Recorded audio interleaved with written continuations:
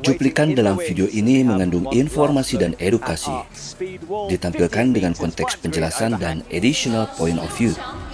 Let's check it out. All right, let's talk about the women then.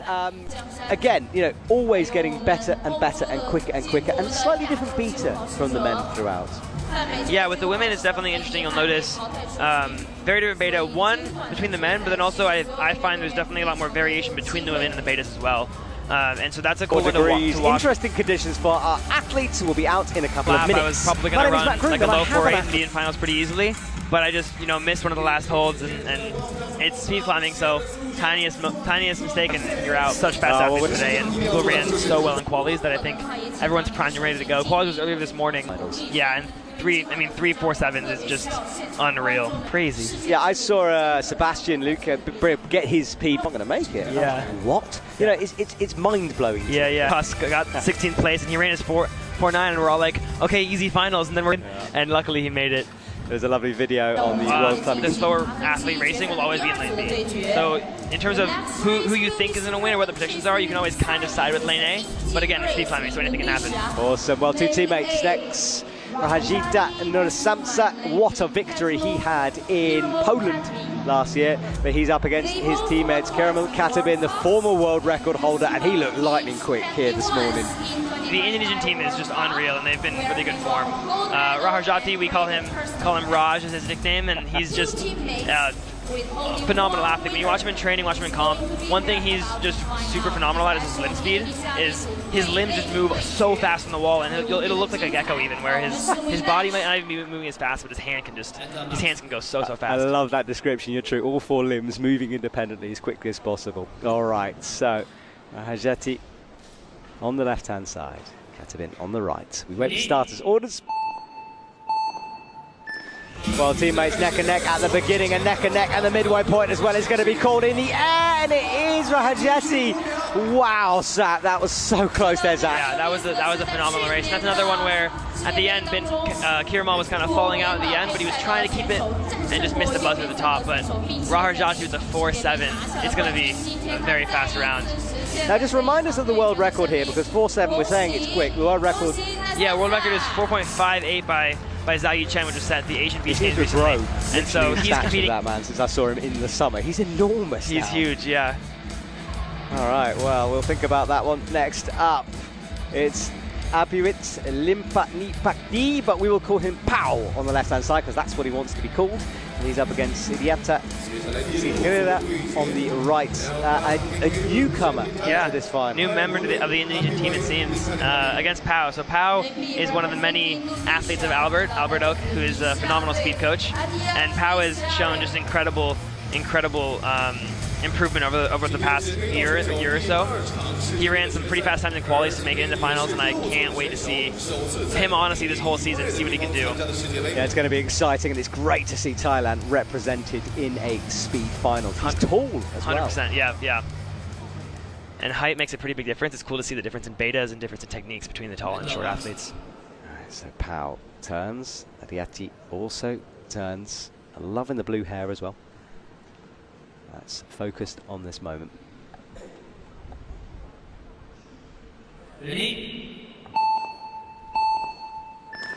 Well, Pau is much quicker off the blocks, and he might have this, but look at the right-hand side. No, he slipped a little bit. Pau does take it. Wow, well, he was in trouble for a little millisecond, but again, recovery from him. Recovery, and he held it. And you guys can't see this on the live stream, but I can see his coach, Albert, just screaming and cheering. He's over the moon, and we're just so psyched to see Pau coming onto the circuit. But phenomenal performance from the Indonesian athlete on the right. First World Cup finals are always a bit scary and a bit nerve-wracking, but he was able to at least do some good climbing. There's a video I shot about Albert in Denver last year. And 4.9 might still seem fast. For him, that's really not too fast, right? He can run 4.5, 4.6, so. Oh, well, job done for Sam, but that was a close run. Right, our final race for the men. Hirihori Iltisyan from Ukraine up against Vedrik Leonardo, the Olympic champion. And look at the size difference between these two, and I love that because it just shows in speed climbing it doesn't particularly matter. It doesn't. All that matters is that you're able to refine the beta for yourself and do the best climbing you can do. This is going to be an interesting one. Hidehori Atishian is a very good speed climber, and again, he's been hovering around, he keeps making finals, he progresses, but that man on the right has done it all, seen it all, won it all. Yeah, I would say that man on the right, one of the best competitors in a final round, right? He knows how to win races, he knows how to win medals, and so he's a very scary athlete to come across in a final round. Love that scary athlete. All right.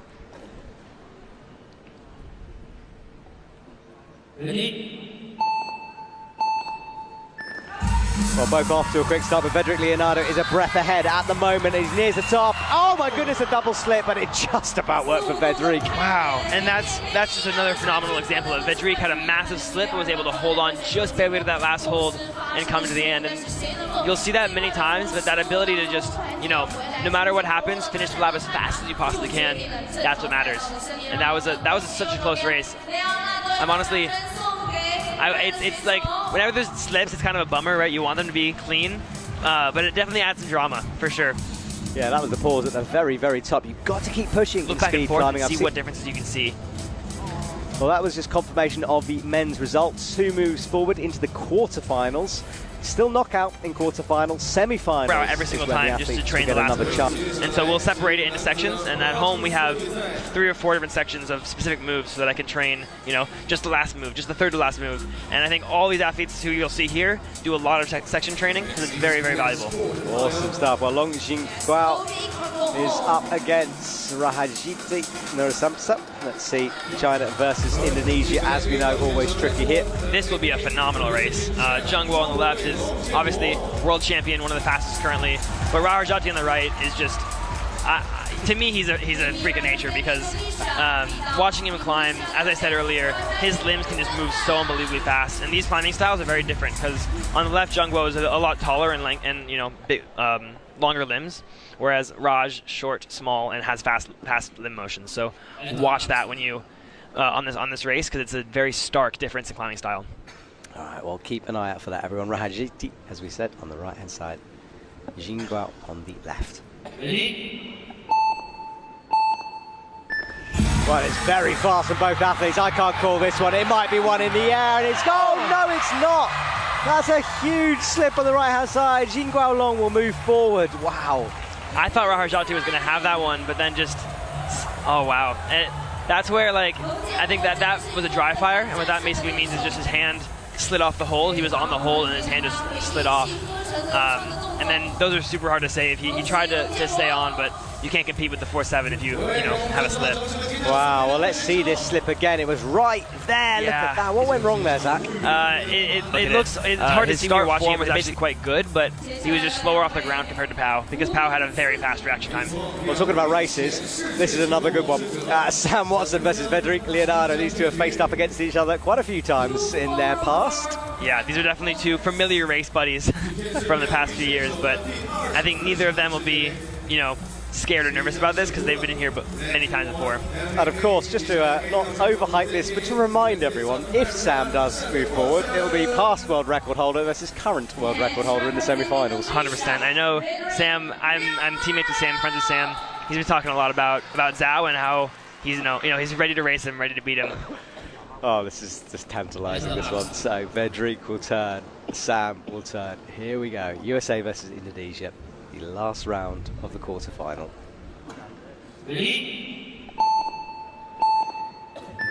Sam is fast, so is Vedrik, though. Sam is a little ahead, perhaps. Can he keep it together? Yes, he can because of a big slip.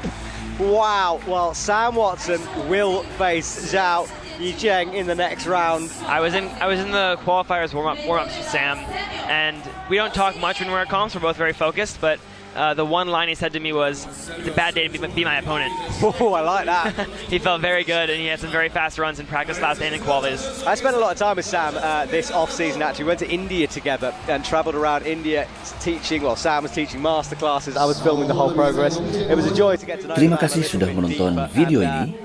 See you on the next video. on the World Climbing YouTube channel.